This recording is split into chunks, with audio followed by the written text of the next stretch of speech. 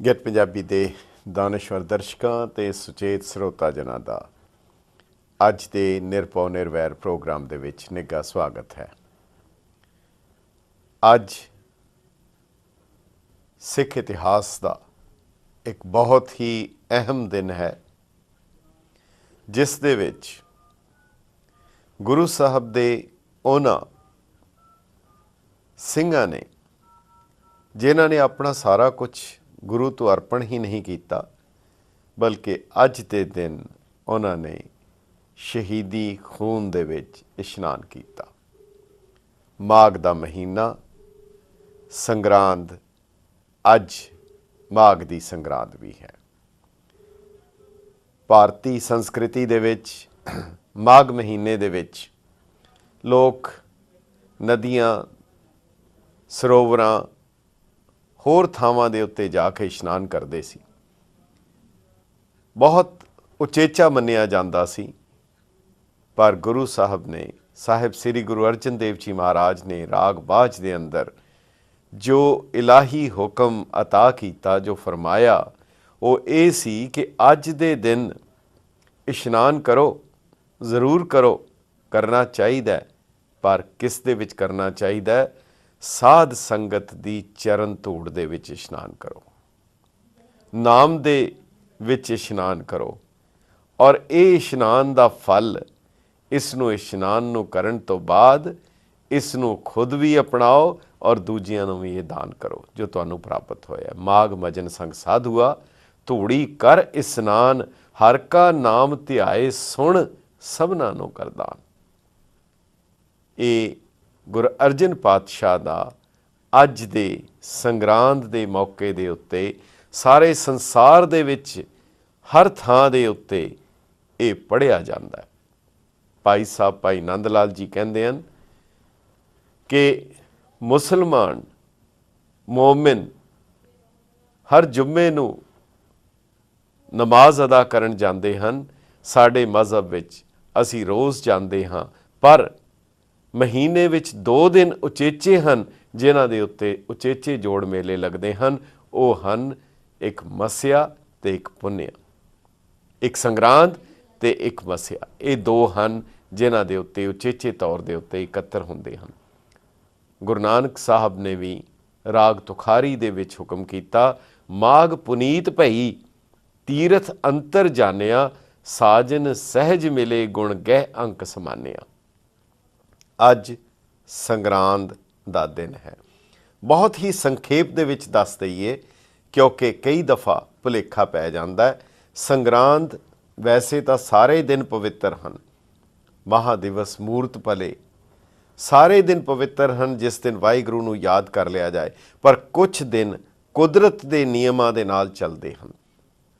ਜਿਵੇਂ ਧਰਤੀ ਨੂੰ ਲੈਟੀਚਿਊਡ ਤੇ ਲੌਂਗੀਚਿਊਡ ਵਿੱਚ ਵੰਡਿਆ ਗਿਆ, ਅਸਮਾਨ ਨੂੰ ਵੀ 12 ਦਿਸ਼ਾਵਾਂ ਦੇ ਵਿੱਚ, 12 ਦਸ਼ਾ ਦੇ ਵਿੱਚ ਵੰਡਿਆ ਗਿਆ। ਜਦੋਂ ਸੂਰਜ ਇੱਕ ਰਾਸ਼ੀ 'ਚੋਂ ਦੂਜੀ ਰਾਸ਼ੀ ਵਿੱਚ ਜਾਂਦਾ ਹੈ, ਉਸ ਨੂੰ ਸੰਗਰਾਂਦ ਕਹਿੰਦੇ ਹਨ। ਸੰਕ੍ਰਾਂਤੀ ਜਾਂ ਜੋੜ, ਜਾਂ ਇੱਕ ਥਾਂ ਤੋਂ ਦੂਜੀ ਥਾਂ ਉਸ ਦਾ ਪਲਾਇਨ। ਇਹ ਕੁਦਰਤ ਦਾ ਨਿਯਮ ਹੈ। ਇਸ ਦੀ ਡੇਟ, ਇਸ ਦੀ ਤਾਰੀਖ ਮੁਕਰਰ ਨਹੀਂ ਕੀਤੀ ਜਾ ਸਕਦੀ। ਅਗਰ ਕੋਈ ਕਰਨ ਦੀ ਕੋਸ਼ਿਸ਼ ਕਰੇ ਤਾਂ ਉਹ ਸਿਰਫ ਨਿਰੀ ਹਿਮਾਕਤ ਹੀ ਹੋਏਗੀ। ਸੰਗਰਾਂਦ ਦੀ ਜਿਵੇਂ ਕੋਈ ਸੂਰਜ ਦੇ ਚੜ੍ਹਨ ਦਾ ਸਮਾਂ ਜਾਂ ਅਸਤ ਹੋਣ ਦਾ ਸਮਾਂ ਕੋਈ ਮੁਕਰਰ ਨਹੀਂ ਕਰ ਸਕਦਾ। ਇਹ ਕੁਦਰਤ ਦਾ ਨਿਯਮ ਹੈ, ਸੰਗਰਾਂਦ ਕਿਸ ਦਿਨ ਆਏਗੀ। ਇਹ ਬਿਲਕੁਲ ਕੁਦਰਤੀ ਨਿਯਮਾਂ ਦੇ ਮੁਤਾਬਕ ਹੈ ਔਰ ਇਸ ਨੂੰ ਫਿਕਸ ਨਹੀਂ ਕੀਤਾ ਜਾ ਸਕਦਾ।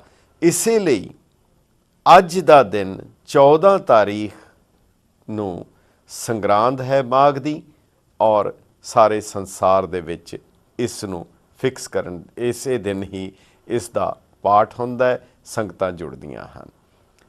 ਅੱਜ ਇਸ ਮਾਘ ਦੀ ਸੰਗਰਾਂਦ ਦਾ ਇੱਕ ਹੋਰ ਬੜਾ ਵੱਡਾ ਇਤਿਹਾਸ ਦੇ ਨਾਲ ਸਾਡਾ ਸੰਬੰਧ ਹੈ। ਸਾਹਿਬ ਸ੍ਰੀ ਗੁਰੂ ਗੋਬਿੰਦ ਸਿੰਘ ਜੀ ਮਹਾਰਾਜ ਜਦੋਂ ਅਨੰਦਪੁਰ ਸਾਹਿਬ ਦਾ ਘੇਰਾ 8 ਮਹੀਨੇ ਲਗਾਤਾਰ ਜਾਰੀ ਰਿਹਾ, ਸਭ ਕੁਝ ਸੰਸਾਰਕ ਤੌਰ ਦੇ ਉੱਤੇ, ਰਾਸ਼ਨ ਪਾਣੀ ਸਾਰਾ ਕੁਝ ਭੇਟ ਚੜ੍ਹ ਗਿਆ। उस संकट की घड़ी दे विच गुरु साहब आनंदपुर साहब तो फिर चमकौर की गढ़ी विच आके उन्होंने आसन लाया। चमकौर की गढ़ी दे बाद ਸਿੰਘਾਂ ने हुक्म किया, चमकौर की गढ़ी तो बाद जिस वेले गुरु साहब नरसिंघा वजा के और जदों उन्होंने ताड़ी वजा के पीरे हिंद मैरावत जा रहा है, ये जदों ऐलान किया, उस तो बाद अगला सफ़र बहुत औखा है। और बहुत औखा है, जिवें अगे भी जिक्र किया है, आनंदपुर साहब तो चमकौर की गढ़ी का सफ़र बहुत कठिन है, पर चमकौर की गढ़ी तो माछीवाड़े का सफ़र बहुत ही कठिन है। कोई विरला उस रस्ते के उत्ते तर सकता है। वाट हमारी खरी उडीणी, खनियो तिखी बहुत पीणी, उस ऊपर है मार्ग मेरा, शेख फरीदा पंथ समार सवेरा। उस मार्ग के उत्ते तुरे और जदों गुरु साहब रेतली ढाब दे जिथे पानी इकट्ठा हो जाता सी, ਉਹ खिदराणे की ढाब ਦੇ ਉੱਤੇ ਜਦੋਂ गुरु साहब आए, उस वेले आनंदपुर साहब तो 40 ਸਿੰਘ जो बेदावा लिख के दे गए सी, ਉਹ मुड़ इस स्थान ਦੇ ਉੱਤੇ मुगलों के नाल उन्हां दी जंग हुई। गुरु माई भागो जी उन्हां दी अगवाई विच ये 40 ਜਿਹੜੇ ਸਿੰਘ सन, ਜਿਹੜੇ सारे दे सारे माझे दे रहन वाले सन, पर उन्हां दी प्रेरणा दे सदका आखिर उन्होंने मुगलों के नाल जंग की और इस स्थान के उत्ते शहादतां प्राप्त कीतियां। सतगुर सच्चे पातशाह जदों इस स्थान तो उत्तों थल्ले वेख रहे सन और तीरां की वर्खा भी कर रहे सन, और करदियां होयां जदों गुरु साहब ने थल्ले आए तो सिसक रहे सन भाई महा सिंह जी की। जदों उन्हां दे नाल नज़रां मिलियां, उन्हां दी बेनती दे उत्ते गुरु साहब ने वो बिदावे का कागज़ अपने डब चों कढ़ के उन्हां दे सामने फाड़ दिता। बहुत सुंदर लिखिया है। सरदार मान सिंह जी मस्कीन ने इस दे उत्ते बैठे टिब्बी ते वेखिया सतगुरां ने मुगलों नाल कोई जंग मचा रहा सी। वधदा मुगल खिदराणे दे छंब वल जो उसनूं मार के पिछा हटा रहा सी। नेड़े छंब दे रता ना आण देवे, अगों तीरां दा मींह वरा रहा सी। अंतरजामी ने समझ के नैन भर लए, नक्शा विछड़ियां दा अगे आ रहा सी। डाढा जंग घमसाण दा लगा उत्थे, वीर खालसे ने मत्थे डाह दिते। होए जूझ के सारे शहीद उत्थे, सीस कौम दे उत्तों घुमा दिते। सुक्के छंब नूं वेख्या जदों मुगलां, दिल सारियां दे ही रवा दिते। प्यास दे हत्थों हैरान हो के मूँह फौजां दे पिछां घुमा दिते। आखिर टिब्बी तो उठ के आए सतगुर, नज़र प्यार दी ਸਿੰਘਾਂ ते पा रहे ने। सीस गोदी विच लैके चुमदे ने, नीर नैणा दे विच्चों वहा रहे ने। मेरा 5 हज़ारी, मेरा 10 हज़ारी आख आख के गले लगा रहे ने। मैं बलिहार बलिहार हाँ तुसां उत्तों, एक एक दे ताईं फरमा रहे ने। भाई महा सिंह सिसकदे ताईं तक के लै गोदी दे विच फरमा रहे ने। जो कुछ मंगना ही लै हुण मंग सिखा, पिछलियां गल्लां दे ताईं भुला रहे ने। टुट्टी गंढ देवो अगों नैण भर के, भाई महा सिंह प्यारे अला रहे ने। तेरी मेहर दी नज़र हो जाए दाता, बेड़ा पार हो सी इहो सुना रहे ने। वਹਿੰਦੇ हंझूआं नाल तत् सतगुरां ने कढ़ बेदावे दा कागज़ वधा दिता। तन सिक्खी कह के फिर फाड़ दिता। टुट्टी होई दे ताईं गंढा दिता। प्यार नाल मस्कीन नूं गले लाया, अपनी गोदी दे विच समा दिता। होया छंब खिदराणे दा हुण मुक्तसर, मी मेहर दी नज़र दा पा दिता। ये गुरु साहब दा इतना कमाल दा इतिहास है। सारे दा सारा इतिहास ही शहीदियां और शहादतां दा भरिया होया है। अज दे इस पावन दिवस के उत्ते उन्हां ਸਿੰਘਾਂ ने केवल जल दे नाल इशनान नहीं किया, बल्कि उन्होंने अपने खून दे नाल इशनान किया और गुरु साहब दे नाल उन्होंने अपना बेदावे दा वो कागज़ पढ़वाया। दरअसल मकसद कहण दा इन्ना है, असी भी बेदावा दिता होया। कदों गुरु बख्शिश करेगा, बिन सतगुर मुकत न पावे। पावे मुकत ना होर थे कोई, पुछो बिबे किया जाए। साडी भी अरदास होनी चाहिए है, हे सतगुर सच्चे पातशाह किरपा करो, असी जो बेदावा दिता है, रहम कर, करम कर, बख्शिश कर, सानू भी ये अता फरमा, ये हिम्मत दे, शक्ति दे कि असी भी अपना वो बेदावा जो तैनू दे चुके हाँ उस तो फड़वा के तेरे हो जाइए। सो ये अज के इस पावन दिवस के उत्ते जरूरी सी। संगरांद का की मकसद है, किवें मुकर्रर हुंदी है, माघ दी संगरांद और माघ दी संगरांद दे विच अज मेला मुक्तसर दा कि उस स्थान नूं गुरु साहब ने बख्शिशां दित्तियां कि जिहड़ा वाकई ही वो मुक्ति दा सर हो चुका है, मुक्ति दा सरोवर है। समा है एक छोटे जे वक्फे दा, उहदे बाद मुड़ हाज़र होने।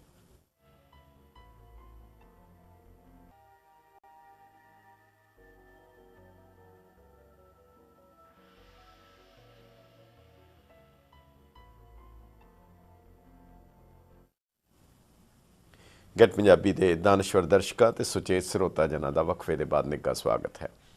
जिवें असी तुहानूं कल गुजारिश कीती सी कि अज दे इस प्रोग्राम विच उचेचे तौर दे उत्ते असी कल्लूकारा दिवस, साका नीला तारा, दरबार साहब दे उत्ते होए भारत सरकार दे फौजी हमले दे बारे जो एक नवे तत्थ सामने आए हैं।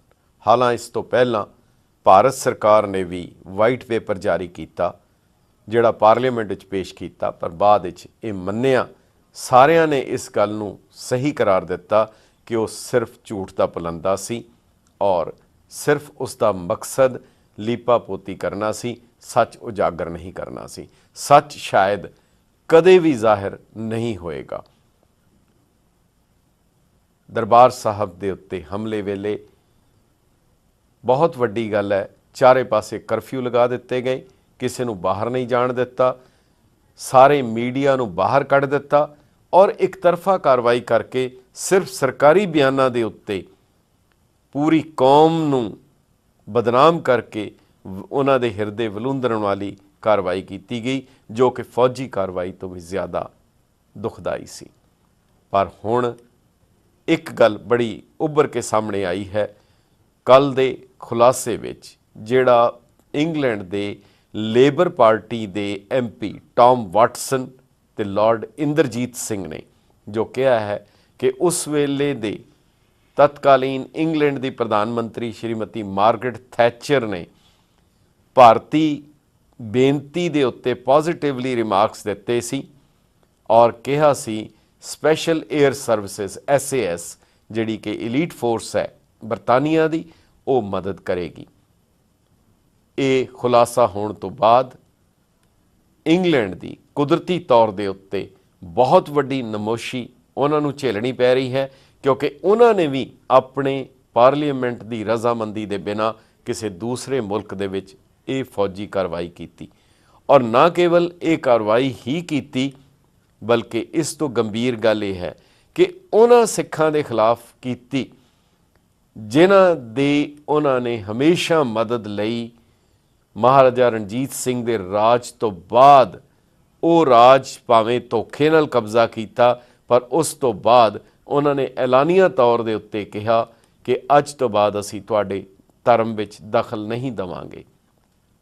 जिहड़ी अख्तर लोनी ने बाद विच रिपोर्ट भी दिती सी, उसने भी यही कहा सी कि ये जो सिख हैं खालसा होवे खुद खुदा, जिम खूबी खूब खुदाए, ईन ना मन्ने आन की एक सच्चे बिन पातशाह है।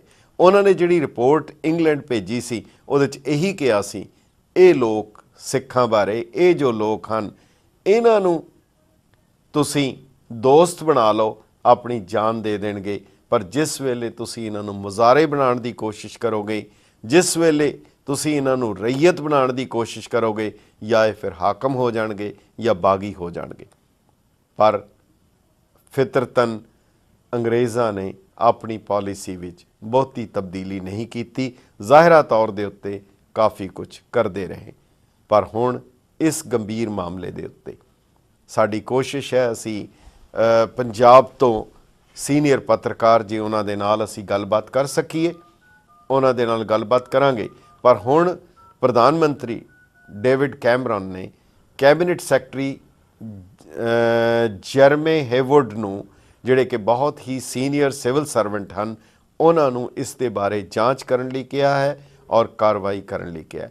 ਇਸ ਦੌਰਾਨ ਦਰਬਾਰ ਸਾਹਿਬ ਦੇ ਤੇ ਹਮਲੇ ਦੇ ਫੌਜੀ ਜਨਰਲ ਬਰਾੜ ਨੇ ਕਿਹਾ ਹੈ ਕਿ ਇਹ ਝੂਠੀ ਖਬਰ ਹੈ। ਦਰਅਸਲ ਫੌਜ ਨੂੰ ਤਾਂ ਕੇਵਲ ਇੱਕ ਦਿਨ ਪਹਿਲੇ ਹੀ ਦੱਸਿਆ ਜਾਂਦਾ ਹੈ ਕੀ ਕਰਨਾ ਹੈ। ਉਹ ਕਿਵੇਂ ਕਹਿ ਸਕਦੇ ਹਨ ਕਿ ਇਹ ਗਲਤ ਹੈ ਜਾਂ ਸਹੀ ਹੈ।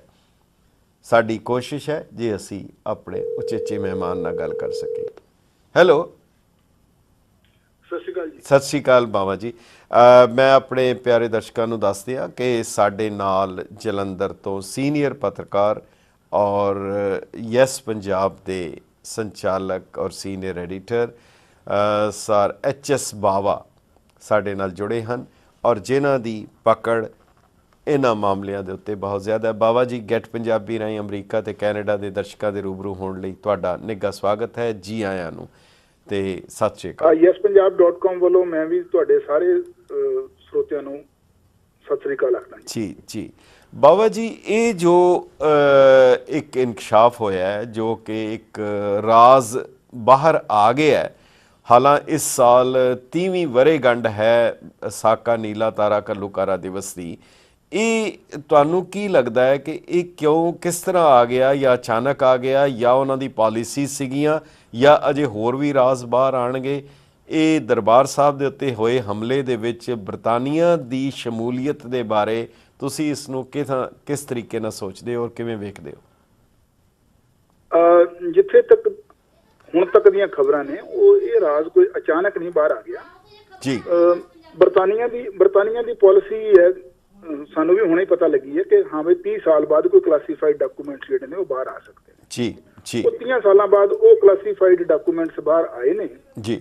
ਤਾਂ ਜਾ ਕੇ ਇਹ ਪਤਾ ਲੱਗਾ ਕਿ ਫਰਵਰੀ ਦੇ ਮਹੀਨੇ ਤੋਂ ਹੀ ਜਾਂ ਫਿਰ ਉਸ ਤੋਂ ਵੀ ਪਹਿਲਾਂ ਜੀ, ਫਰਵਰੀ ਦੇ ਮਹੀਨੇ ਦੀਆਂ ਤਾਂ 2 ਚਿੱਠੀਆਂ ਆ ਗਈਆਂ ਨਾ ਜੀ। ਹਾਂਜੀ ਹਾਂਜੀ। ਤੇ ਉਹ ਚਿੱਠੀਆਂ ਨੇ ਜਿਹੜੀਆਂ ਉਹ ਇਹ ਦੱਸਦੀਆਂ ਨੇ ਕਿ ਭਾਰਤ ਔਰ ਬਰਤਾਨੀਆ ਦੇ ਦਰਮਿਆਨ ਉਸ ਵੇਲੇ ਖਤੋ ਖਤਾਬਤ ਚੱਲ ਰਹੀ ਸੀ। ਆਪਸ ਵਿੱਚ ਸਲਾਹਾਂ ਕੀਤੀਆਂ ਜਾ ਰਹੀਆਂ ਸਨ ਵੀ ਕੀ ਕੀਤਾ ਜਾ ਸਕਦਾ ਤੇ ਦੱਸੋ ਕੀ ਕਰੀਏ। ਭਾਰਤ ਨੇ ਬਰਤਾਨੀਆ ਨੂੰ ਪੁੱਛਿਆ ਵੀ ਦੱਸੋ ਜੀ ਅਸੀਂ ਕੀ ਕਰੀਏ। ਤੇ ਬਰਤਾਨੀਆ ਸਿਰਫ ਗੱਲੀ ਬਾਤੀ ਸਲਾਹ ਦੇਣ ਤੱਕ ਨਹੀਂ ਗਿਆ। ਬਰਤਾਨੀਆ ਦੀ ਪ੍ਰਧਾਨ ਮੰਤਰੀ ਮਾਰਗਰੇਟ ਥੈਚਰ ਦੀ ਮਰਜ਼ੀ ਨਾਲ, ਉਹਨਾਂ ਦੀ ਨੌਲੇਜ ਚ, ਉਹਨਾਂ ਦੀ ਇਜਾਜ਼ਤ ਨਾਲ, ਉਹਨਾਂ ਦੀ ਅਪਰੂਵਲ ਨਾਲ ਜੀ SAS ਦੇ ਲੋਕ ਇੱਥੇ ਆਏ। ਉਹਨਾਂ ਨੇ ਇੱਥੇ ਵਿਜ਼ਿਟ ਕੀਤਾ ਜੀ। ਵਿਜ਼ਿਟ ਕਰਕੇ ਸਿਚੁਏਸ਼ਨ ਨੂੰ ਅਸੈਸ ਕੀਤਾ। ਸਿਚੁਏਸ਼ਨ ਨੂੰ ਅਸੈਸ ਕਰਕੇ ਇੱਕ ਪਲਾਨ ਬਣਾਇਆ ਜੀ, ਜਿਹੜਾ ਪਲਾਨ ਇਹਨਾਂ ਚਿੱਠੀਆਂ 'ਚ ਹੀ ਦੱਸਿਆ ਗਿਆ ਕਿ ਉਹ ਪਲਾਨ ਮਿਸਿਸ ਗਾਂਧੀ ਦੇ ਅੱਗੇ ਰੱਖਿਆ ਗਿਆ ਤੇ ਮਿਸਿਸ ਗਾਂਧੀ ਨੇ ਉਸ ਪਲਾਨ ਨੂੰ ਅਪਰੂਵ ਕਰ ਦਿੱਤਾ। ਜੀ ਜੀ ਜੀ ਜੀ। ਬਾਬਾ ਜੀ, ਕੁਝ ਅਚਾਨਕ ਨਹੀਂ ਹੋਇਆ। ਅੱਛਾ ਬਾਬਾ ਜੀ, ਤੁਸੀਂ ਜਿਵੇਂ ਦੱਸ ਰਹੇ ਹੋ ਕਿ ਇਹ ਕਾਨੂੰਨ ਤਾਂ ਹੈ ਕਿ 30 ਸਾਲ ਬਾਅਦ ਜ਼ਾਹਿਰ ਹੋ ਜਾਂਦਾ ਹੈ, ਆਰਕਾਈਵ ਦੇ ਵਿੱਚ ਪਹੁੰਚਾ ਦਿੱਤਾ ਜਾਂਦਾ, ਇੱਦਾਂ ਹਿੰਦੁਸਤਾਨ ਵਿੱਚ ਵੀ ਕਾਨੂੰਨ ਹੈ, ਪਰ ਹਾਲੇ ਤੱਕ ਕੋਈ ਇਹਨਾਂ ਨੇ ਡਾਕੂਮੈਂਟ ਜ਼ਾਹਿਰ ਨਹੀਂ ਕੀਤੇ। ਇਹਦਾ ਮਤਲਬ ਇਹ ਬੁਨਿਆਦੀ ਤੌਰ 'ਤੇ ਭਾਰਤ ਦੇ ਵਿੱਚ ਔਰ ਇੰਗਲੈਂਡ ਦੇ ਵਿੱਚ ਫਰਕ ਹੈ ਉਹਨਾਂ ਦੇ ਅਮਲ ਵਿੱਚ ਲਿਆਉਣ ਦਾ ਉਸ ਪਾਲਿਸੀ ਨੂੰ? ਦੇਖੋ, ਜਿੱਥੋਂ ਤੱਕ ਅਮਲਾਂ ਦੀਆਂ ਗੱਲਾਂ ਨੇ ਜੀ, ਇਹ ਫਰਕ ਕਿੰਨੇ ਨੇ ਇਹ ਤੁਸੀਂ ਵੀ ਇੱਥੇ ਹੀ ਰਹੇ ਹੋ। ਹਾਂਜੀ, ਤੁਸੀਂ ਵੀ ਜਾਣਦੇ ਹੋ। ਜਿਹੜੇ ਲੋਕ ਹੋਰ ਇੱਥੋਂ ਬਾਹਰ ਚਲੇ ਗਏ ਨੇ ਉਹ ਵੀ ਜਾਣਦੇ ਨੇ। ਜਿਹੜੇ ਬੁਨਿਆਦੀ ਫਰਕ ਹੈਗੇ ਨੇ ਉਹ ਅਜੇ ਵੀ ਹੈਗੇ ਹੀ ਨੇ ਜੀ ਜੀ। ਮਤਲਬ ਕਿ ਅਜੇ ਸੱਚ ਉਸ ਤਰ੍ਹਾਂ ਇੱਥੇ ਉਜਾਗਰ ਨਹੀਂ ਹੁੰਦਾ ਜਿੱਦਾਂ ਬਾਹਰ ਹੋ ਜਾਂਦਾ ਹੈ। ਤੇ ਮੈਂ ਸਮਝਦਾ ਕਿ ਇਹਦੇ ਨਾਲ ਘੱਟੋ ਘੱਟ ਇਹ ਤਾਂ ਹੋ ਗਿਆ ਕਿ ਹੁਣ ਇੱਕ ਗੱਲ ਸਾਹਮਣੇ ਆ ਗਈ ਹੈ, ਗੱਲ ਕਲੀਅਰ ਹੋ ਗਈ ਹੈ। ਔਰ ਮੈਨੂੰ ਥੋੜਾ ਜਿਹਾ ਮੈਂ ਇੱਥੇ 2 ਚੀਜ਼ਾਂ ਦਾ ਜ਼ਿਕਰ ਕਰਨਾ ਚਾਹਾਂਗਾ। ਮੈਨੂੰ ਅਫਸੋਸ ਹੁੰਦਾ ਹੈ ਕਈ ਲੋਕਾਂ ਦੇ ਮਾਈਂਡ ਸੈੱਟ ਤੇ, ਮੈਨੂੰ ਅਫਸੋਸ ਹੁੰਦਾ ਕਈ ਲੋਕਾਂ ਦੀ ਸਿਆਣਪ ਤੇ। ਕਈ ਵਾਰ BBC ਦੇ ਜਿਹੜੇ ਬਿਊਰੋ ਚੀਫ ਰਹੇ ਇੰਡੀਆ 'ਚ, ਮਾਰਕ ਟੋਲੀ, ਉਹਨਾਂ ਦਾ ਬਿਆਨ ਹੈ, ਮੈਂ ਉਹਦੇ ਤੋਂ ਥੋੜਾ ਜਿਹਾ ਹੈਰਾਨ ਹਾਂ। ਉਹਨਾਂ ਨੇ ਕਿਹਾ ਵੀ ਮੈਂ ਨਹੀਂ ਸਮਝਦਾ ਕਿ ਮਾਰਗਰੇਟ ਥੈਚਰ ਨੇ ਕੋਈ ਰੋਲ ਪਲੇ ਕੀਤਾ ਹੋਵੇ। ਬਿਲਕੁਲ ਬਿਲਕੁਲ, ਠੀਕ ਹੈ ਠੀਕ ਹੈ। ਗੱਲ ਇੱਥੇ ਲਾਂਬਾ ਸਾਹਿਬ ਕਿਸੇ ਦੇ ਸਮਝਣ ਦੀ ਨਹੀਂ ਹੋ ਰਹੀ। ਹਾਂਜੀ ਬਿਲਕੁਲ ਠੀਕ ਹੈ। ਗੱਲ ਤਾਂ ਹੁਣ ਦਸਤਾਵੇਜ਼ ਬੋਲਦੇ ਪਏ ਨੇ। ਬਿਲਕੁਲ, ਡਾਕੂਮੈਂਟ ਹੈਗੇ। ਬਿਲਕੁਲ, ਕੋਈ ਇਤਿਹਾਸ ਰਾਈਆਂ ਨਹੀਂ ਹੋ ਰਹੀਆਂ। ਫਿਰ ਵੀ ਮਾਰਕ ਟੁਲੀ ਵਰਗੇ ਬੰਦੇ ਜਿਨ੍ਹਾਂ ਦੀ ਭਾਰਤੀ ਖੇਤਰ ਦੇ ਵਿੱਚ ਇੰਨਾ ਯੋਗਦਾਨ ਰਿਹਾ, ਜਿਨ੍ਹਾਂ ਨੇ ਭਾਰਤ ਦੇ ਵਿੱਚ ਇੰਨਾ ਕੰਮ ਕੀਤਾ ਹੈ, ਉਹ ਅਗਰ ਅੱਜ ਇਹ ਕਹਿੰਦੇ ਨੇ ਤੇ ਮੈਂ ਸਮਝਦਾ ਇਹ ਗੱਲ ਕੋਈ ਚੰਗੀ ਨਹੀਂ, ਇਹ ਅਫਸੋਸਨਾਕ ਗੱਲ ਹੈ। ਇਸੇ ਤਰ੍ਹਾਂ ਦੀ ਗੱਲ ਇੱਕ ਹੋਰ ਆਈ ਹੈ, ਜਿਹੜੇ ਇਸ ਸਾਰੀ ਕਾਰਵਾਈ ਦੇ ਇੰਚਾਰਜ ਸਨ ਜਨਰਲ KS ਬਰਾੜ ਜੀ, ਉਹਨਾਂ ਨੇ ਇਹ ਗੱਲ ਕਹੀ ਹੈ ਕਿ ਇਹ ਐਸੀ ਕੋਈ ਗੱਲ ਨਹੀਂ ਸੀ ਹੋਈ ਜੀ, ਅਸੀਂ ਆਪੇ ਹੀ ਆਪਰੇਸ਼ਨ ਕੀਤਾ ਸੀ। ਜੀ ਜੀ ਜੀ ਜੀ ਜੀ ਮੈਂ ਫਿਰ ਇਹੀ ਕਹਿਣਾ ਚਾਹਾਂਗਾ ਕਿ ਜਨਰਲ KS ਬਰਾੜ ਹੁਣੀ ਇਸ ਮਾਮਲੇ ਤੇ ਕਿੰਨਾ ਠੀਕ ਬੋਲ ਸਕਦੇ ਨੇ, ਕਿੰਨਾ ਠੀਕ ਨਹੀਂ ਬੋਲ ਸਕਦੇ, ਇਹ ਵਿਸ਼ਵ ਦੇ ਸਾਰੇ ਸਿੱਖਾਂ ਨੂੰ ਪਤਾ। ਬਿਲਕੁਲ ਬਿਲਕੁਲ ਬਿਲਕੁਲ। ਇਹਦੇ ਚ ਕਿਸੇ ਨੂੰ ਸਮਝਾਉਣ ਦੀ ਲੋੜ ਨਹੀਂ ਕਿ ਜਨਰਲ KS ਬਰਾੜ ਇਹਦੇ ਬਾਰੇ ਹੁਣ ਇਹ ਕਹਿਣ ਵੀ ਇਸ ਤਰ੍ਹਾਂ ਨਹੀਂ ਸੀ ਹੋਇਆ। ਹਾਂਜੀ, ਤੇ ਮੈਂ ਬੜਾ ਹੈਰਾਨ ਹਾਂ ਜਦੋਂ ਕਾਗਜ਼ਾਂ ਤੋਂ ਵੀ ਪਰੇ ਜਾ ਕੇ ਲੋਕ ਬੋਲਦੇ ਨੇ। ਹਾਂਜੀ, ਠੀਕ ਹੈ ਠੀਕ ਹੈ। ਖਾਸ ਕਰ ਉਦੋਂ ਜਦੋਂ ਓਰੀਜਨਲ ਕਾਪੀਆਂ ਜਿਹੜੀਆਂ ਨੇ ਉਹ ਸਾਹਮਣੇ ਆ ਚੁੱਕੀਆਂ ਹੋਣ, ਇੰਟਰਨੈਟ ਤੇ ਪੈ ਚੁੱਕੀਆਂ ਹੋਣ, ਉਦੋਂ ਵੀ ਇਹ ਬੋਲਦੇ ਨੇ। ਤੇ ਮੈਂ ਸਮਝਦਾ ਇਹਨਾਂ ਲੋਕਾਂ ਦਾ ਮਾਈਂਡ ਸੈਟ ਹੀ ਹੈ ਇੱਕ ਕਿ ਆਪਾਂ ਸਿੱਖਾਂ ਦੇ ਖਿਲਾਫ ਹੀ ਗੱਲ ਕਰਨੀ ਹੈ, ਹੋਰ ਆਪਾਂ ਕੁਝ ਨਹੀਂ ਕਰਨਾ। ਬਿਲਕੁਲ ਬਾਬਾ ਜੀ, ਇਹ ਜਿਹੜੀ ਤੁਸੀਂ ਗੱਲ ਕੀਤੀ ਹੈ ਬਹੁਤ ਹੀ ਅਹਿਮ ਹੈ, ਕਿਉਂਕਿ ਜਿਹੜੇ ਦਸਤਾਵੇਜ਼ ਹਨ ਉਹ ਦੱਸਦੇ ਹਨ ਕਿ ਫਰਵਰੀ ਦੇ ਵਿੱਚ ਇਹ ਸਾਰੀ ਪਲੈਨਿੰਗ ਕੀਤੀ ਗਈ, ਇੰਗਲੈਂਡ ਨਾਲ ਗੱਲਬਾਤ ਹੋਈ। ਹੁਣ ਜਨਰਲ ਬਰਾੜ ਨੇ ਖੁਦ ਆਪਣੀ ਕਿਤਾਬ ਦੇ ਵਿੱਚ ਔਰ ਖੁਦ ਮੰਨਿਆ ਹੈ ਕਿ ਜਿਹੜੀ ਆਪਰੇਸ਼ਨ ਤੋਂ ਸਿਰਫ 1-2 ਦਿਨ ਪਹਿਲੇ ਉਹਨਾਂ ਨੂੰ ਦੱਸਿਆ ਗਿਆ, ਉਹਨਾਂ ਨੂੰ ਦੱਸਿਆ ਵੀ ਨਹੀਂ ਗਿਆ। ਸੋ ਫਿਰ ਉਹ ਕਿਵੇਂ ਕਹਿ ਸਕਦੇ ਆ ਕਿ ਉਹਨਾਂ ਨੂੰ ਉਹ ਸਾਰੀ ਪਲੈਨਿੰਗ ਦੇ ਵਿੱਚ ਸ਼ਾਮਲ ਸਨ? ਦਰਅਸਲ ਇਹ ਫੌਜੀ ਤਾਂ ਇੱਕ ਕਿਸਮ ਦੇ ਮਰਸਨਰੀ ਹਨ ਜੀ। ਮੈਂ ਤਾਂ ਲੰਬਾ ਸਾਹਿਬ ਪਹਿਲਾਂ ਹੀ ਕਿਹਾ ਹਾਂਜੀ, ਇਹ ਕਈਆਂ ਲੋਕਾਂ ਦਾ ਮਾਈਂਡ ਸੈਟ ਹੈ। ਇਹ ਆਪਣੇ ਮਾਈਂਡ ਸੈਟ ਤੋਂ ਬੋਲਦੇ ਨੇ, ਇਹ ਤੱਥਾਂ ਤੋਂ ਨਹੀਂ ਬੋਲਦੇ ਜੀ। ਉਹ ਫਰਮਾਬਰਦਾਰੀ ਪੂਰੀ ਕਰਨੀ ਹੈ, ਉਹਨਾਂ ਨੇ ਆਪਣੀ ਫਰਮਾਬਰਦਾਰੀ ਪੂਰੀ ਕਰ ਰਹੇ ਨੇ, ਉਹਨਾਂ ਦਾ ਆਪਣਾ ਮਾਈਂਡ ਸੈਟ ਹੀ ਇਹ ਬਣ ਚੁੱਕਾ ਹੈ ਜੀ। ਉਹ ਜਿਹੜੇ ਪਾਸੇ ਖੜੇ ਹੋ ਗਏ ਨੇ ਉਹ ਹੁਣ ਲੰਘ ਕੇ ਦੂਜੇ ਪਾਸੇ ਆ ਨਹੀਂ ਸਕਦੇ, ਉਹਨਾਂ ਦੀ ਮਜਬੂਰੀ ਵੀ ਅਸੀਂ ਸਮਝਦੇ ਹਾਂ। ਹਾਂਜੀ, ਉਹ ਜਿੱਧਰ ਖੜ ਚੁੱਕੇ ਨੇ, ਇੰਨੇ ਸਮੇਂ ਤੋਂ ਖੜੇ ਨੇ, ਇੰਨੇ ਗਲਤ ਤਰੀਕੇ ਨਾਲ ਖੜੇ ਨੇ ਔਰ ਇੰਨੇ ਡਟ ਕੇ ਖੜੇ ਹੋ ਚੁੱਕੇ ਨੇ ਕਿ ਅੱਜ ਉਹ ਕ੍ਰਾਸ ਕਰਕੇ ਇਧਰਲੇ ਪਾਸੇ ਨਹੀਂ ਆ ਸਕਦੇ। ਇਸ ਕਰਕੇ ਇਹ ਗੱਲ ਸਾਨੂੰ ਵੀ ਸਮਝ ਲੈਣੀ ਚਾਹੀਦੀ ਹੈ ਜੀ। ਬਿਲਕੁਲ ਠੀਕ ਹੈ। ਬਾਬਾ ਜੀ, ਇੱਕ ਚੀਜ਼ ਹੋਰ ਬੜੀ ਹੈਰਾਨੀ ਹੋ ਰਹੀ ਹੈ ਕਿ ਡੇਵਿਡ ਕੈਮਰਨ ਪ੍ਰਧਾਨ ਮੰਤਰੀ ਨੇ ਇੱਕਦਮ ਇਸ ਦੀ ਇਨਕੁਆਇਰੀ ਲਈ ਆਪਣੇ ਬਹੁਤ ਸੀਨੀਅਰ ਜਿਹੜੇ ਉਹਨਾਂ ਦੇ ਸਿਵਲ ਸਰਵੈਂਟ ਹਨ ਉਹਨਾਂ ਦੀ ਡਿਊਟੀ ਲਗਾਈ ਹੈ ਕਿ ਤੁਸੀਂ ਇਹਨਾਂ ਦੀ ਤਫਤੀਸ਼ ਕਰੋ ਔਰ ਦੱਸੋ ਕੀ ਹੋਇਆ। ਸੋ ਇੱਕ ਪਾਸੇ ਤਾਂ ਉਹ ਹੋ ਗਿਆ ਔਰ ਦੂਸਰੇ ਪਾਸੇ ਇਸ ਤਰ੍ਹਾਂ ਉਹਨਾਂ ਨੇ ਪਾਰਲੀਮੈਂਟ ਨੂੰ ਵੀ ਗੁੰਮਰਾਹ ਕੀਤਾ। ਇਹਦਾ ਮਤਲਬ ਕਿਉਂਕਿ ਉਹਨਾਂ ਦਾ ਫਰਜ਼ ਸੀ ਮਾਰਗਰਟ ਥੈਚਰ ਦਾ ਉਸ ਵੇਲੇ ਦੀ ਸਰਕਾਰ ਦਾ ਪਾਰਲੀਮੈਂਟ ਕੋਲੋਂ ਮਨਜ਼ੂਰੀ ਲੈਣੀ, ਇਹਦਾ ਮਤਲਬ ਉਹਨਾਂ ਨੇ ਆਪਣੀ ਸਰਕਾਰ ਔਰ ਆਪਣੇ ਲੋਕਾਂ ਨਾਲ ਵੀ ਧੋਖਾ ਕੀਤਾ। ਦੇਖੋ ਗੱਲ ਇੱਕ ਹੈ ਜੀ, ਇਹ ਪਹਿਲੀ ਗੱਲ ਤਾਂ ਤੁਸੀਂ ਇਹ ਦੇਖੋ ਕਿ ਇੰਡੀਆ ਜਿਹੜਾ ਹਾਂਜੀ ਇੰਟਰਨਲ ਮਾਮਲੇ ਤੇ, ਆਪਣੇ ਅੰਦਰੂਨੀ ਮਾਮਲੇ ਤੇ ਜੀ ਆਪਣੇ ਹੀ ਨਾਗਰਿਕਾਂ ਨਾਲ ਕਿਵੇਂ ਡੀਲ ਕਰੇ, ਹਾਂਜੀ ਇਹ ਬਰਤਾਨੀਆ ਨੂੰ ਪੁੱਛਣ ਜਾ ਰਿਹਾ। ਬਿਲਕੁਲ ਬਿਲਕੁਲ। ਅਸੀਂ ਦੁਨੀਆ ਦਾ ਸਭ ਤੋਂ ਵੱਡਾ ਲੋਕਤੰਤਰ ਹੋਣ ਦਾ ਦਾਅਵਾ ਕਰਦੇ ਹਾਂ ਤੇ ਉਸ ਵੇਲੇ ਜਦੋਂ ਅਸੀਂ ਏਡੀ ਵੱਡੀ ਤਾਕਤ ਹੋਣ ਦਾ ਦਾਅਵਾ ਕਰੀਏ, ਏਡਾ ਵੱਡਾ ਲੋਕਤੰਤਰ ਹੋਣ ਦਾ ਦਾਅਵਾ ਕਰੀਏ, ਤੇ ਅਸੀਂ ਆਪਣੇ ਇੱਕ ਇੰਟਰਨਲ ਮਾਮਲੇ ਨਾਲ, ਇੱਕ ਭਾਈਚਾਰੇ ਨਾਲ ਅਸੀਂ ਕਿਵੇਂ ਨਜਿੱਠਣਾ, ਉਹਨਾਂ ਦੇ ਲੋਕਾਂ ਨਾਲ ਅਸੀਂ ਕਿਵੇਂ ਨਜਿੱਠਣਾ। ਜੇ ਕੋਈ ਪ੍ਰੋਬਲਮ ਮੈਂ ਸਮਝਦਾ ਆ ਵੀ ਗਈ ਹੈ ਤੇ ਉਹਦੇ ਲਈ ਬਰਤਾਨੀਆ ਤੱਕ ਜਾਂਦੇ ਨੇ ਕਿ ਸਾਨੂੰ ਦੱਸੋ ਅਸੀਂ ਕਰੀਏ ਕੀ, ਸਾਨੂੰ ਪਲਾਨ ਬਣਾ ਕੇ ਦਿਓ, ਫਿਰ ਉਸ ਪਲਾਨ ਨੂੰ ਅਪਰੂਵ ਕਰਦੇ ਨੇ। ਹਾਂਜੀ, ਦੇਖੋ ਹੁਣ ਇੱਕ ਗੱਲ ਹੈ, ਦਸਤਾਵੇਜ਼ਾਂ ਨੇ ਇਹ ਜਨਰਲ ਬਰਾੜ ਅੱਜ ਜੋ ਮਰਜ਼ੀ ਕਹਿਣ ਤੇ ਮਾਰਕ ਟੱਲੀ ਅੱਜ ਜੋ ਮਰਜ਼ੀ ਜੀ, ਦਸਤਾਵੇਜ਼ਾਂ ਨੇ ਇਹ ਤਾਂ ਸਪਸ਼ਟ ਕਰ ਦਿੱਤਾ ਹੈ ਕਿ ਇੱਕ ਪਲਾਨ ਬਰਤਾਨੀਆ ਦੇ ਲੋਕਾਂ ਨੇ ਬਣਾਇਆ ਸੀ, ਬਰਤਾਨੀਆ ਦੇ ਫੌਜ ਨੇ ਬਣਾਇਆ ਸੀ, ਉਹ ਪਲਾਨ ਨੂੰ ਇੰਦਰਾ ਗਾਂਧੀ ਨੇ ਅਪਰੂਵ ਕੀਤਾ ਸੀ। ਇਸ ਗੱਲ ਤੋਂ ਅੱਜ ਕੋਈ ਇਨਕਾਰੀ ਨਹੀਂ ਹੋ ਸਕਦਾ ਜੀ। ਇਹ ਗੱਲ ਤਾਂ ਹੋ ਗਈ ਬੜੀ ਸਪਸ਼ਟ। ਠੀਕ ਹੈ ਠੀਕ ਹੈ ਠੀਕ ਹੈ ਠੀਕ ਹੈ। ਬਾਬਾ ਜੀ, ਇਹਦੇ ਵਿੱਚ ਜਿਹੜੀ ਤੁਸੀਂ ਗੱਲ ਕਹਿ ਰਹੇ ਹੋ ਕਿ ਇਹਦਾ ਮਤਲਬ ਹੈ ਸ਼ਾਇਦ ਇੰਦਰਾ ਗਾਂਧੀ ਨੇ ਉਹ ਸਾਬਤ ਕਰ ਦਿੱਤਾ ਅਮਲੀ ਤੌਰ ਤੇ ਜਿਹੜਾ ਉਹ ਹਮੇਸ਼ਾ ਕਹਿੰਦੇ ਹੁੰਦੇ ਸੀ ਕਿ ਵਿਦੇਸ਼ੀ ਹੱਥ ਹੈ। ਇਹ ਇੱਕ ਨਾਅਰਾ ਸੀ, ਜਿਹੜੀ ਵੀ ਪ੍ਰੋਬਲਮ ਹੈ ਉਹਦੇ 'ਚ ਵਿਦੇਸ਼ੀ ਹੱਥ ਹੈ। ਉਹ ਸ਼ਾਇਦ ਉਹਨਾਂ ਦੀ ਗੱਲ ਅੱਜ ਸਹੀ ਸਾਬਤ ਹੋ ਗਈ ਕਿ ਵਾਕਈ ਹੀ ਦਰਬਾਰ ਸਾਹਿਬ ਦੇ ਹਮਲੇ ਦੇ ਵਿੱਚ ਵੀ ਵਿਦੇਸ਼ੀ ਹੱਥ ਸੀ। ਲੰਬਾ ਸਾਹਿਬ, ਇਹ ਗੱਲ ਅਗਰ ਤੁਸੀਂ ਮੈਨੂੰ ਪਰਸੋਂ ਤੱਕ ਪੁੱਛਦੇ ਜੀ ਤੇ ਸ਼ਾਇਦ ਇਹਦਾ ਜਵਾਬ ਕੁਝ ਹੋਰ ਹੁੰਦਾ। ਹਾਂਜੀ, ਪਰ ਅੱਜ ਇਹਦਾ ਜਵਾਬ ਇਹ ਹੋ ਸਕਦਾ ਹੈ ਕਿ ਅਜੇ ਤਾਂ ਇਹ ਗੱਲ ਵੀ ਬਾਹਰ ਆਉਣੀ ਬਾਕੀ ਹੈ। ਹਾਂਜੀ, ਕਿ ਕਿਆ ਕੱਲੇ ਬਰਤਾਨੀਆ ਨੂੰ ਹੀ ਕੰਸਲਟ ਕੀਤਾ ਬਿਲਕੁਲ ਬਿਲਕੁਲ ਬਿਲਕੁਲ ਕਿਆ ਕੱਲੇ ਬਰਤਾਨੀਆ ਤੋਂ ਹੀ ਪਲਾਨ ਬਣਵਾਇਆ ਗਿਆ ਕਈ ਹੋਰ ਦੇਸ਼ਾਂ ਨੂੰ ਇਨਵੋਲਵ ਨਹੀਂ ਸੀ ਕੀਤਾ ਗਿਆ ਜੀ ਜੀ ਉਹਨਾਂ ਨੇ ਕੀ ਸਲਾਹਾਂ ਦਿੱਤੀਆਂ ਸਨ। ਦੇਖੋ ਸਭ ਤੋਂ ਵੱਡੀ ਅਫਸੋਸ ਦੀ ਗੱਲ ਇਹ ਹੈ ਕਿ ਬਰਤਾਨੀਆ ਨੇ ਭਾਰਤ ਨੂੰ ਜੇ ਦਿੱਤਾ ਤਾਂ ਮਿਲਟਰੀ ਐਕਸ਼ਨ ਦਾ ਪਲਾਨ ਦਿੱਤਾ। ਹਾਲਾਂਕਿ ਦਸਤਾਵੇਜ਼ ਇਹ ਨਹੀਂ ਕਹਿੰਦੇ ਕਿ ਵਾਟ ਵਾਸ ਦਾ ਪਲਾਨ, ਹਾਂਜੀ, ਪਰ ਇੱਕ ਪਲਾਨ ਦਿੱਤਾ ਜਿਹੜਾ ਮਿਸਿਸ ਇੰਦਰਾ ਗਾਂਧੀ ਨੇ ਅਪਰੂਵ ਕੀਤਾ ਤੇ ਅਪਰੂਵ ਕਰਨ ਤੋਂ ਬਾਅਦ ਤਾਂ ਫਿਰ ਆਪਰੇਸ਼ਨ ਬਲੂ ਸਟਾਰ ਹੀ ਹੋਇਆ ਨਾ। ਬਿਲਕੁਲ ਬਿਲਕੁਲ ਬਿਲਕੁਲ ਬਿਲਕੁਲ ਸਰਕਮਸਟੈਂਸ਼ੀਅਲ ਐਵੀਡੈਂਸ ਹੈ। ਬਿਲਕੁਲ ਸਰਕਮਸਟੈਂਸ਼ੀਅਲ ਐਵੀਡੈਂਸ ਹੈ ਕਿ ਹਾਂ ਕਿ ਇੱਕ ਪਲਾਨ ਬਣਿਆ ਸੀ।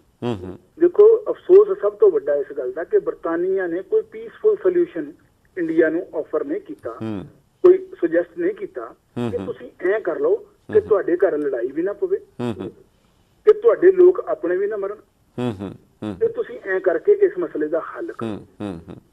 ਇਹ ਤਾਂ ਕੋਈ ਵੀ ਕਹਿ ਜਾਏਗਾ ਨਾ ਵੀ ਅੱਛਾ ਵੀ ਜੇ ਦੋ ਬੰਦਿਆਂ ਦੀ ਲੜਾਈ ਹੁੰਦੀ ਹੈ ਤਾਂ ਕੋਈ ਵੀ ਕਹਿ ਜਾਏਗਾ ਵੀ ਦੋਨੋਂ ਘਸੁੰਨ ਮੁੱਕੀ ਹੋ ਕੇ ਦੇਖ ਲਓ ਯਾਰ ਜਿੱਦਾਂ ਜੀ ਜੀ ਜੀ ਜੀ ਜੀ ਜੀ ਤੇ ਉਹਦੇ ਚ ਨੁਕਸਾਨ ਹੋ ਜਾਏਗਾ। ਉਹਦੇ ਚ ਕੀ ਨੁਕਸਾਨ ਹੋਣਗੇ, ਉਹਦੀਆਂ ਰੈਪਰਕਸ਼ਨਸ ਕੀ ਹੋਣਗੀਆਂ, ਉਹਦੇ ਆਫਟਰ ਇਫੈਕਟਸ ਕੀ ਹੋਣਗੇ, ਉਹਦੀਆਂ ਇੰਪਲੀਕੇਸ਼ਨਸ ਕੀ ਹੋਣਗੀਆਂ, ਇਹ ਬਰਤਾਨੀਆ ਨੇ ਨਹੀਂ ਸੋਚਿਆ।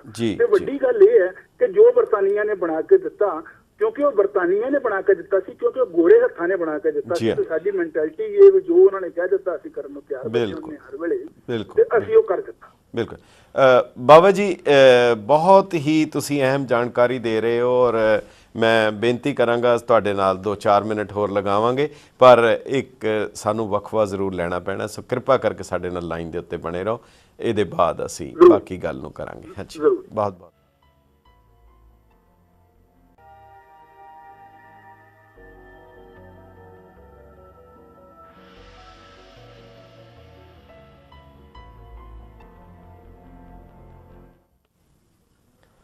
ਗੈਟ ਪੰਜਾਬੀ ਦੇ ਦਾਨਸ਼ਵਰ ਦਰਸ਼ਕਾਂ ਤੇ ਸੁਚੇਤ ਸਰੋਤਾ ਜਨਾਂ ਦਾ ਵਕਫੇ ਦੇ ਬਾਅਦ ਨਿੱਘਾ ਸਵਾਗਤ ਹੈ। ਸਾਡੇ ਨਾਲ ਜਲੰਧਰ ਤੋਂ YesPunjab.com ਦੇ ਐਡੀਟਰ ਤੇ ਸੀਨੀਅਰ ਜਰਨਲਿਸਟ ਸਰ HS ਬਾਵਾ, ਜੋ ਬਰਤਾਨੀਆ ਦੀ ਸ਼ਮੂਲੀਅਤ ਜਾਂ ਉਹਨਾਂ ਦਾ ਯੋਗਦਾਨ ਸਿੱਖਾਂ ਦੇ ਉੱਤੇ ਉਸ ਹਮਲੇ ਦੇ ਵਿੱਚ ਹੈ ਸੀ, ਉਹਦੇ ਬਾਰੇ ਬਹੁਤ ਹੀ ਜਾਣਕਾਰੀ ਦੇ ਰਹੇ ਹਨ।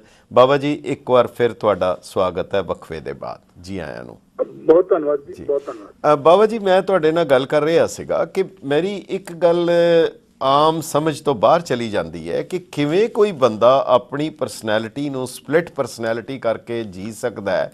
ਮੁਲਕ ਵੀ ਇੱਦਾਂ ਕਰ ਸਕਦੇ ਹੈ।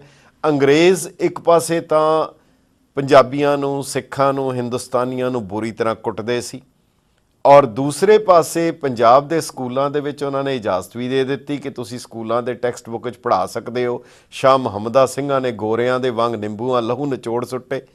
ਹੁਣ ਇੱਕ ਪਾਸੇ ਤਾਂ 1984 ਦੇ ਵਿੱਚ ਬ੍ਰਿਟਿਸ਼ ਗਵਰਨਮੈਂਟ ਸਿੱਖਾਂ ਦਾ ਆਹੂ ਲਾਉਣ ਦੇ ਉੱਤੇ ਤੁਲੀ ਹੋਈ ਹੈ, ਭਾਰਤ ਦੀ ਮਦਦ ਕਰ ਰਹੀ ਹੈ, ਔਰ ਦੂਸਰੇ ਪਾਸੇ ਕੁਈਨ ਐਲਿਜ਼ਾਬੈਥ ਦਰਬਾਰ ਸਾਹਿਬ ਆਉਂਦੇ ਹੈ, ਡੇਵਿਡ ਕੈਮਰਨ ਆਉਂਦੇ ਹੈ, ਔਰ ਉੱਥੇ ਆ ਕੇ ਇਹ ਕਿਵੇਂ ਇਹ ਪੋਸੀਬਲ ਹੈ? ਡਿਊਐਲਿਟੀ ਆਫ ਪਰਸਨੈਲਿਟੀ ਜਿਹੜੀ ਹੈ, ਮੁਲਕ ਵੀ ਇੰਨੇ ਵੱਡਾ ਆਪਣਾ ਦੋ ਚਿਹਰੇ ਰੱਖ ਕੇ ਤੁਰ ਸਕਦੇ ਹੈਗੇ?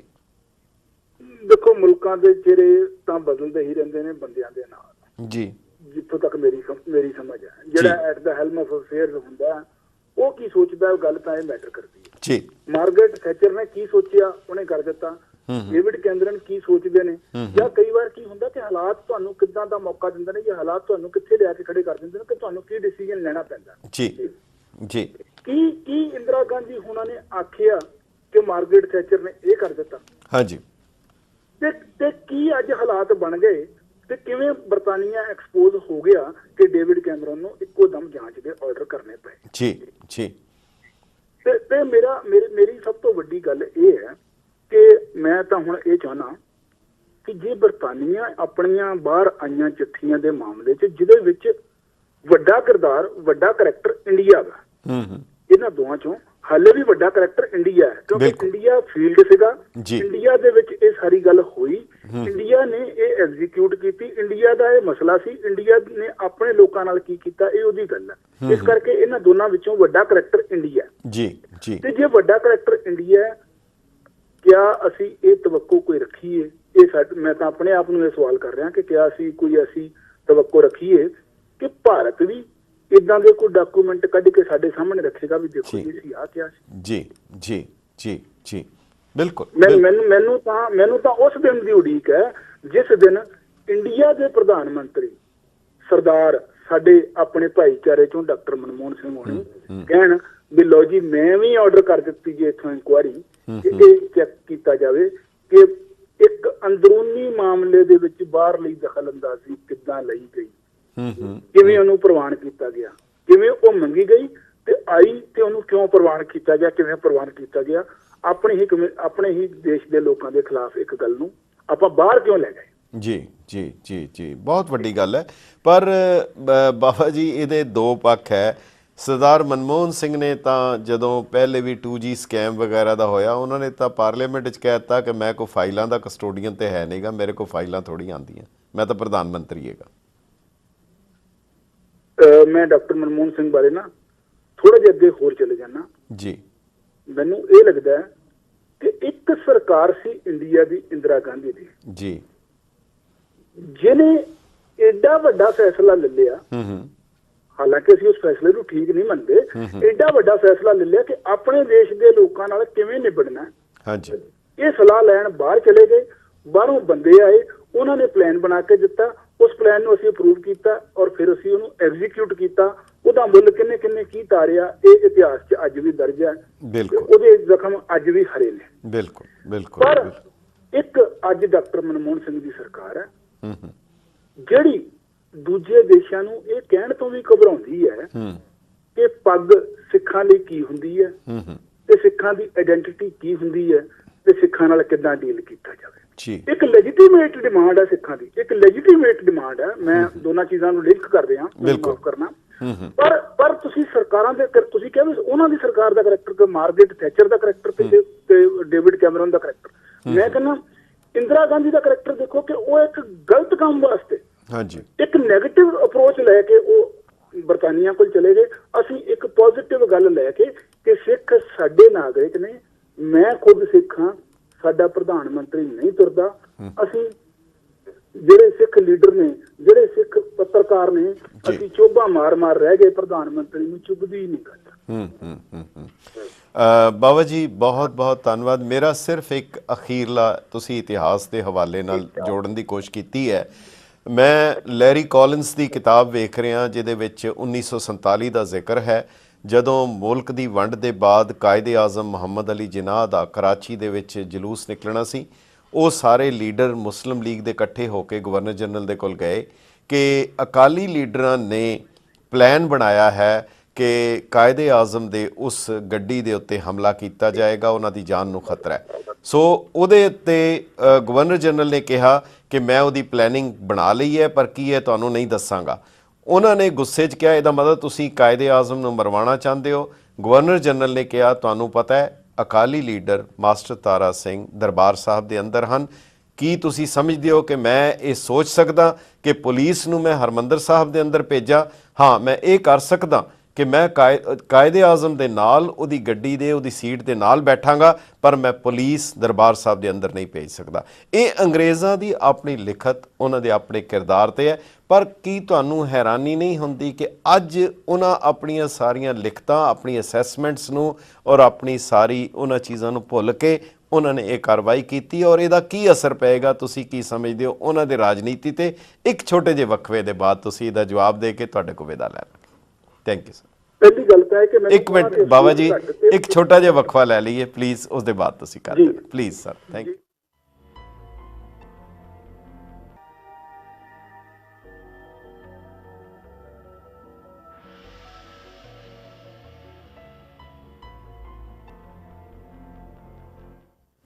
ਗੈਟ ਪੰਜਾਬੀ ਦੇ ਦਾਨਸ਼ਵਰ ਦਰਸ਼ਕਾਂ ਤੇ ਸੁਚੇਤ ਸਰੋਤਾ ਜਿਨ੍ਹਾਂ ਦਾ ਵਕਫੇ ਦੇ ਬਾਅਦ ਨਿੱਘਾ ਸਵਾਗਤ ਹੈ। ਸਾਡੇ ਨਾਲ yespunjab.com ਦੇ ਐਡੀਟਰ ਸਰ HS ਬਾਵਾ ਸਾਡੇ ਨਾਲ ਲਾਈਨ 'ਤੇ ਜੁੜੇ ਹਨ ਔਰ ਬਹੁਤ ਹੀ ਅਹਿਮ ਔਰ ਮਹੱਤਵਪੂਰਨ ਜਾਣਕਾਰੀ ਦੇਣ। ਬਾਵਾ ਜੀ, ਮੇਰਾ ਜਿਹੜਾ ਅਖੀਰਲਾ ਸਵਾਲ ਇਹੀ ਸੀਗਾ ਕਿ ਸਰਕਾਰ ਜਿਹੜੀਆਂ ਬ੍ਰਿਟਿਸ਼ ਗਵਰਨਮੈਂਟ ਜਿਹਨੇ ਪਹਿਲਾਂ ਖੁਦ ਰਾਏ ਦਿੱਤੀ ਸੀ ਕਿ ਅਸੀਂ ਦਰਬਾਰ ਸਾਹਿਬ ਦੇ ਅੰਦਰ ਪੁਲਿਸ ਵੀ ਨਹੀਂ ਭੇਜ ਸਕਦੇ, ਗਵਰਨਰ ਜਨਰਲ ਕਾਇਦੇ ਆਜ਼ਮ ਦੇ ਨਾਲ ਖੁਦ ਉਹਦੇ ਨਾਲ ਕਾਰ ਦੇ ਵਿੱਚ ਬੈਠ ਸਕਦਾ ਹੈ, ਪਰ ਇਹ ਕੰਮ ਨਹੀਂ ਕਰ ਸਕਦੇ। ਪਰ ਅੱਜ ਉਹਨਾਂ ਦੀ ਸਰਕਾਰ ਨੇ ਬਿਲਕੁਲ ਆਪਣੇ ਹੀ ਅਸੈਸਮੈਂਟ ਦੇ ਉਲਟ ਜਾ ਕੇ ਕਰ ਦਿੱਤਾ।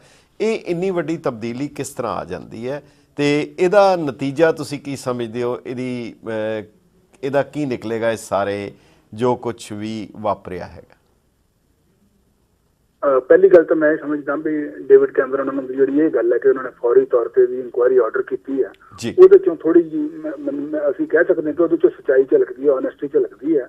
ਤੇ ਮੈਂ ਇਹ ਵੀ ਸਮਝਦਾ ਕਿ ਚਲੋ ਸਾਨੂੰ ਵਕਤ ਤੋਂ ਪਹਿਲਾਂ ਤੇ ਕਿਸੇ ਨਿਰਣੇ ਤੋਂ ਪਹਿਲਾਂ ਬਹੁਤ ਜ਼ਿਆਦਾ ਰਿਐਕਟ ਕਰਨ ਦੀ ਲੋੜ ਨਹੀਂ। ਸਾਨੂੰ ਗੱਲ ਸਮਝ ਆ ਗਈ ਕਿ ਕੌਣ ਕੌਣ ਕਿੱਥੇ ਕਿੱਥੇ ਖੜਾ ਸੀ। ਹੁਣ ਤਾਂ ਸਗੋਂ ਮੈਂ ਸਮਝਦਾ ਕਿ ਓਨਸ ਜਿਹੜਾ ਹੈ ਉਹ ਬਰਤਾਨੀਆ ਤੇ ਹੈ ਕਿ ਉਹ ਆਪਣੇ ਆਪ ਨੂੰ ਕਲੀਅਰ ਕਰੇ, ਜਾਂ ਉਹ ਆਪਣੇ ਆਪ ਨੂੰ ਕਲੀਅਰ ਕਰੇ ਕਿ ਉਹ ਕਿੱਥੇ ਖੜਾ, ਤੇ ਜਾਂ ਉਹ ਉਹਨਾਂ ਲੋਕਾਂ ਨੂੰ ਕੰਡੈਮ ਕਰੇ ਜਿਨ੍ਹਾਂ ਨੇ ਇਹ ਕੁਝ ਕੀਤਾ। ਤੇ ਦੂਸਰੀ ਗੱਲ ਮੇਰੀ ਇਹ ਹੈ ਕਿ ਉਧਰ ਦੀ ਗੱਲ ਤਾਂ ਅਸੀਂ ਕਰਦੇ ਹਾਂ ਕਿ ਉਧਰ ਉਹ ਲੋਕ ਕਿੱਥੇ ਖੜੇ ਨੇ ਜੀ, ਇੱਥੇ ਕਰਨ ਵਾਲੇ ਵੀ ਆਪਣੇ ਸਨ। ਤੇ ਇੱਥੇ ਮੈਂ ਯਾਦ ਦਿਵਾਉਣਾ ਚਾਹੁੰਦਾ ਉਹਨਾਂ ਲੋਕਾਂ ਦੀ ਵੀ, ਉਹ ਵੀ ਹੈਗੇ ਨੇ ਇੱਥੇ ਜਿਹੜੇ ਕਿਤਾਬਾਂ ਲਿਖ ਕੇ ਅੱਜ ਦਾਅਵੇ ਕਰਦੇ ਨੇ ਕਿ ਇੰਦਰਾ ਗਾਂਧੀ ਨੇ ਸਾਡੇ ਕਹਿਣ ਤੇ ਕੀਤਾ ਸੀ। ਜੀ ਮੈਂ ਗੱਲ ਕਰ ਰਿਹਾ ਬੀਜੇਪੀ ਦੇ ਲੀਡਰ ਲਾਲ ਕ੍ਰਿਸ਼ਨ ਅਡਵਾਨੀ ਹੋਣਾ ਦੀ, ਜਿਨ੍ਹਾਂ ਨੇ ਆਪਣੀ ਕਿਤਾਬ ਦੇ ਵਿੱਚ ਇਹ ਲਿਖਿਆ ਕਿ ਬਈ ਉਹ ਕਰਦੀ ਨਹੀਂ ਸੀ ਇੰਦਰਾ ਗਾਂਧੀ, ਹੱਲੇ ਅਸੀਂ ਜ਼ੋਰ ਪਾ ਕੇ ਕਰਵਾਇਆ। ਇਹ ਉਹਨਾਂ ਦੀ ਗੱਲ ਹੈ ਜੀ। ਇਹ ਕ੍ਰੈਡਿਟ ਉਹ ਲੈ ਰਹੇ ਨੇ, ਅਸੀਂ ਨਹੀਂ ਉਹਨਾਂ ਨੂੰ ਇਹ ਕ੍ਰੈਡਿਟ ਦੇ ਰਹੇ। ਇਹ ਕ੍ਰੈਡਿਟ ਉਹਨਾਂ ਨੇ ਆਪ ਆਪਣੀ ਪੁਸਤਕ 'ਚ ਆਪਣੇ ਹੱਥੀਂ ਲਿਖ ਕੇ ਲਿਆ ਜੀ। ਤੇ ਗੱਲ ਤਾਂ ਇੱਧਰਲੇ ਮਾਈਂਡ ਸੈਟ ਦੀ ਹੈ। ਇਸੇ ਮਾਈਂਡ ਸੈਟ ਚੋਂ ਹੀ ਮੈਂ ਸਮਝਦਾ ਇੱਕ ਗੱਲ ਹੋਰ ਰਿਲੇਟ ਕਰਨੀ ਚਾਹਾਂਗਾ। ਇਹ ਮਾਈਂਡ ਸੈਟ ਇੱਕ ਹਮਲਾਵਰ ਮਾਈਂਡ ਸੈਟ ਹੈ, ਔਰ ਇੱਕ ਮਾਈਂਡ ਸੈਟ ਹੈ ਜਿਹੜਾ ਹਮਲਾਵਰ ਕਹਿੰਦਾ ਕਿ ਅਸੀਂ ਹਮਲਾਵਰਾਂ ਨੂੰ ਕਿਹਾ ਸੀ ਕਿ ਤੁਸੀਂ ਹਮਲਾ ਕਰੋ, ਅਸੀਂ ਜ਼ੋਰ ਪਾਇਆ ਸੀ ਹਮਲਾਵਰਾਂ ਤੇ ਤੁਸੀਂ ਹਮਲਾ ਕਰੋ। ਇਹ ਜਿਹੜੇ ਦੋ ਮਾਈਂਡ ਸੈਟ ਨੇ, ਇਹ ਦੋ ਮਾਈਂਡ ਸੈਟ ਹੀ ਇੰਡੀਆ ਤੇ ਰਾਜ ਕਰਦੇ ਅੱਜ ਤੱਕ। ਇਹਨਾਂ ਦੋ ਮਾਈਂਡ ਸੈਟਸ ਦੇ ਇੱਕੋ ਤਰ੍ਹਾਂ ਸੋਚਣ, ਵਿਰੋਧੀ ਹੋਣ ਦੇ ਬਾਵਜੂਦ ਇੱਕੋ ਤਰ੍ਹਾਂ ਸੋਚਣ ਕਰਕੇ ਅੱਜ ਤੱਕ 1984 ਦੇ ਜਿਹੜੇ ਸਿੱਖ ਕਤਲੇਆਮ ਹੋਇਆ ਉਹਦਾ ਸਾਨੂੰ ਇਨਸਾਫ ਨਹੀਂ ਮਿਲਦਾ। ਇੱਕ ਮਾਈਂਡ ਸੈਟ ਇਹ ਹੈ ਜੀ।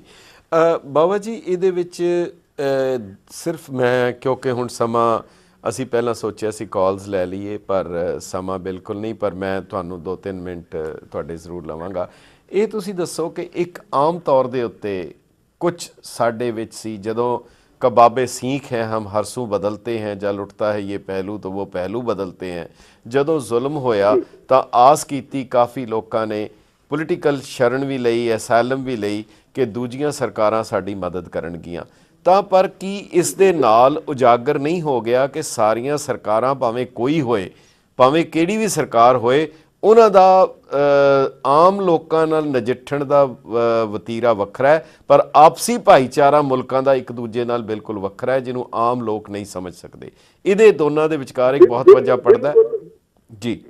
ਬਿਲਕੁਲ, ਇੱਥੇ ਵੀ ਮੈਂ ਮਾਰਕ ਟੋਲੀ ਉਹਨਾਂ ਨੂੰ ਕੋਟ ਕਰਨਾ ਚਾਹੁੰਦਾ। ਉਹਨਾਂ ਨੇ ਆਪਣੇ ਜਿਹੜਾ ਬਿਆਨ ਦਿੱਤਾ ਉਹਦੇ 'ਚ ਉਹਨਾਂ ਨੇ ਇਹ ਕਿਹਾ ਹੈ ਕਿ ਬਈ ਮੈਂ ਇਸ ਕਰਕੇ ਸੋਚਦਾ ਕਿ ਬਰਤਾਨੀਆ ਨੇ ਇਦਾਂ ਦਾ ਕੁਝ ਨਹੀਂ ਕੀਤਾ ਹੋਵੇਗਾ ਜੀ, ਕਿਉਂਕਿ ਉਸ ਵੇਲੇ ਬਰਤਾਨੀਆ ਤੇ ਇੰਡੀਆ ਦੇ ਸੰਬੰਧ ਇੰਨੇ ਚੰਗੇ ਨਹੀਂ ਸਨ। ਹਾਂਜੀ। ਤੁਸੀਂ ਦੇਖੋ ਕਿ ਮਾਰਕ ਟੋਲੀ ਨੂੰ ਇਹ ਲੱਗਦਾ ਕਿ ਬਈ ਉਸ ਵੇਲੇ ਨਹੀਂ ਸਨ ਚੰਗੇ ਸੰਬੰਧ। ਉਹਦੇ ਬਾਵਜੂਦ ਇੰਦਰਾ ਗਾਂਧੀ ਤੇ ਮਾਰਗਰੇਟ ਥੈਚਰ ਦੇ ਸੰਬੰਧ ਕੀ ਸਨ, ਇਹ ਤਾਂ ਹੁਣ ਉਹ ਦੋਨੋਂ ਹੀ ਜਾਣਨਗੀਆਂ ਨਾ, ਉਹਨਾਂ ਦੋਨਾਂ ਨੇ ਹੀ ਜਾਣਿਆ ਨਾ ਤੇ ਉਹਦੇ ਵਿੱਚੋਂ ਹੀ ਇਹ ਸਾਰੀ ਗੱਲ ਨਿਕਲੀ। ਕਿਉਂਕਿ ਇਹ ਟੌਪ ਲੈਵਲ ਤੇ ਹੀ ਗੱਲ ਹੋਈ ਕਿ ਮਾਰਗਰੇਟ ਥੈਚਰ ਦੀ ਮਰਜ਼ੀ ਨਾਲ ਬੰਦੇ ਆਏ ਤੇ ਉਹਨਾਂ ਨੇ ਉਹਨਾਂ ਦੀ ਮਰਜ਼ੀ ਨਾਲ ਪਲਾਨ ਬਣਾਇਆ ਤੇ ਉਹਨਾਂ ਨੇ ਉਹਨਾਂ ਨੂੰ ਕਹਿ ਕੇ ਭੇਜਿਆ, ਡਾਕੂਮੈਂਟ ਦੱਸਦੇ ਨੇ ਕਿ ਤੁਸੀਂ ਉੱਥੇ ਗੱਲ ਕਰ ਲਓ ਤੇ ਅਪਰੂਵ ਕਰਾ ਲਓ, ਤੇ ਉਹਨਾਂ ਨੇ ਅਪਰੂਵ ਕਰਾ ਲਿਆ। ਬਾਬਾ ਜੀ, ਤੁਹਾਨੂੰ ਇਹ ਲੱਗਦਾ ਹੈ ਕਿ ਇਹ ਅਜੇ ਖਾਲੀ ਬਰਤਾਨੀਆ ਦੀ ਗੱਲ ਸਾਹਮਣੇ ਆਈ ਹੈ, ਕਿਧਰੇ ਹੋਰ ਮੁਲਕਾਂ ਦੀ ਗੱਲ ਵੀ, ਹੋਰ ਵੀ ਮੁਲਕਾਂ ਦੀ ਗੱਲ?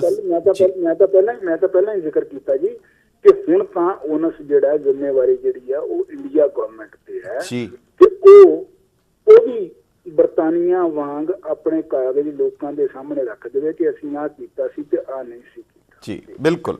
ਨਹੀਂ ਤਾਂ ਇਹ ਮੁੱਦਾ ਇੱਕ ਹੋਰ ਖੜਾ ਰਹਿ ਜਾਏਗਾ, ਸਿੱਖਾਂ ਦੀ ਇੱਕ ਮੰਗ ਹੋਰ ਖੜੀ ਹੋ ਜਾਏਗੀ ਵੀ ਦੇਖੋ ਸਾਨੂੰ ਦੱਸੋ ਤਾਂ ਸਹੀ ਵੀ ਕਿਨੇ ਕੀ ਕੀਤਾ ਸੀ। ਇਹ ਗੱਲ ਜਨਰਲ ਬਰਾੜ ਦੇ ਬਿਆਨਾਂ ਨਾਲ ਨਹੀਂ ਖਤਮ ਹੋਣੀ। ਜਦੋਂ ਡਾਕੂਮੈਂਟ ਆ ਗਏ ਨੇ ਉਦੋਂ ਜਿਹੜੀਆਂ ਚਿੱਠੀਆਂ ਦਾ ਹਵਾਲਾ ਦੇਖੋ, ਗੱਲਾਂ ਤਾਂ ਦੋ ਹੀ ਨੇ। ਇੰਡੀਆ ਸਰਕਾਰ ਕਵੇ, ਪਹਿਲਾਂ ਤਾਂ ਬਰਤਾਨੀਆ ਸਰਕਾਰ ਕਵੇ ਕਿ ਚਿੱਠੀਆਂ ਝੂਠੀਆਂ ਨੇ। ਜੇ ਚਿੱਠੀਆਂ ਝੂਠੀਆਂ ਹੁੰਦੀਆਂ ਤੇ ਬਰਤਾਨੀਆ ਸਰਕਾਰ। ਬਾਬਾ ਜੀ, ਮੈਂ ਸਮਾਂ ਸਮਾਪਤ ਹੋ ਗਿਆ। ਮੈਂ ਸਿਰਫ ਇੱਕ ਲਫ਼ਜ਼ ਦੇ ਵਿੱਚ ਤੁਹਾਡੇ ਕੋਲੋਂ ਜਾਣਨਾ ਚਾਹੁੰਦਾ। ਭਾਰਤ ਸਰਕਾਰ ਦਾ ਦਾਅਵਾ ਹੈ ਸਤਿਮੇਵ ਜਯਤੇ, ਸੱਚ ਦੀ ਜਿੱਤ ਹੋਏਗੀ। ਕੀ ਕਦੇ ਸੱਚ ਸਾਹਮਣੇ ਆਏਗਾ? ਤੁਹਾਨੂੰ ਲੱਗਦਾ ਹੈ ਹਾਂ ਜਾਂ ਨਾ? ਗੱਲ ਮੇਰੇ ਲੱਗਣ ਦੀ ਨਹੀਂ, ਮੇਰੀ ਤਵੱਕੋ ਹੈ, ਮੇਰੀ ਉਮੀਦ ਆ, ਮੇਰੀ ਇਹ ਆਸ ਆ। ਮੈਂ ਚਾਹਾਂਗਾ ਕਿ ਭਾਰਤ ਸਰਕਾਰ ਆਪਣੇ ਆਪ ਨੂੰ ਘੱਟੋ ਘੱਟ ਇਸ ਮਾਮਲੇ ਤੇ ਸੱਚ ਸਾਬਤ ਕਰ ਲਵੇ, ਸਤਿਮੇਵ ਜਯਤੇ ਨੂੰ ਸੱਚ ਸਾਬਤ ਕਰ। ਠੀਕ, ਬਹੁਤ ਬਹੁਤ ਧੰਨਵਾਦ ਬਾਬਾ ਜੀ। ਔਰ ਤੁਸੀਂ ਜਿਹੜੀ yespunjab.com ਰਾਹੀਂ ਵੀ ਜਿਹੜੀ ਤੁਸੀਂ ਸੇਵਾ ਕਰ ਰਹੇ ਹੋ, ਔਰ ਉਮੀਦ ਹੈ ਫਿਰ ਤੁਸੀਂ ਸਾਡੇ ਨਾਲ ਜ਼ਰੂਰ ਸ਼ਾਮਿਲ ਹੋਵੋਗੇ। ਬਹੁਤ ਬਹੁਤ ਧੰਨਵਾਦ ਤੁਹਾਡਾ। ਸਤਿ ਸ਼੍ਰੀ ਅਕਾਲ। ਬਹੁਤ ਧੰਨਵਾਦ ਜੀ ਤੁਹਾਡਾ ਵੀ, ਸਾਰੇ ਸਰੋਤਿਆਂ, ਸਾਰੇ ਦਰਸ਼ਕਾਂ। ਠੀਕ ਹੈ, ਥੈਂਕ ਯੂ। ਸੋ ਪਿਆਰੇ ਦਰਸ਼ਕੋ, ਤੁਸੀਂ ਜ਼ਰੂਰ ਲਿਖੋ ਇਹ ਪ੍ਰੋਗਰਾਮ ਤੁਹਾਨੂੰ ਕਿੱਦਾਂ ਦਾ ਲੱਗਾ। lamba@getpunjabi.tv ਇੱਕ ਹੋਰ ਪ੍ਰੋਗਰਾਮ ਲੈ ਕੇ ਮੁੜ ਹਾਜ਼ਰ ਹੋਵਾਂਗੇ।